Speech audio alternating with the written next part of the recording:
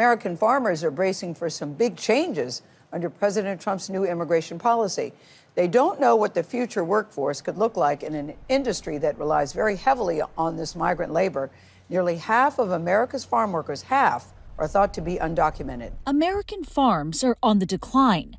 There was a 7% drop in farms from 2017 to 2022, according to the USDA.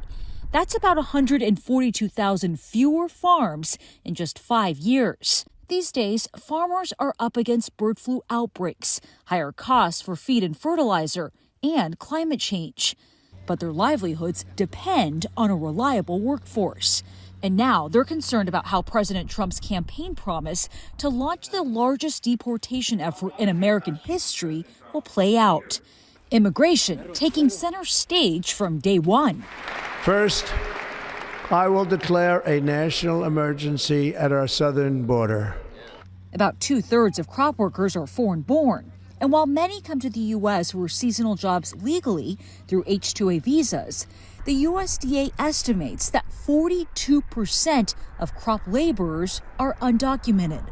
New Jersey farmer Kurt Alstead says his workers are all legally authorized, but he's watching closely to see what Trump does next. When we talk about the ripple effects of a potential mass deportation, labor is already hard enough to find as is. Could it be even more difficult to find across the board if that does happen? Well, there's no question in the United States we have a shrinking workforce. Anything that happens from a policy standpoint that reduces people in our workforce is going to make it very difficult for industry, and certainly for agriculture.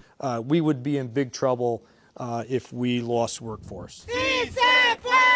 The labor union, United Farm Workers, has already seen an uptick in migrants asking for help.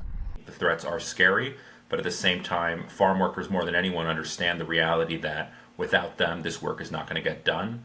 And fewer workers could mean less homegrown produce, according to University of Montana economist Diane Charlton. But there will be less domestically grown fruits and vegetables. Does that mean more farms could go belly up? Definitely. Nate Chittenden, a third-generation New York dairy farmer, says his industry needs change. We all want safe, affordable food in this country.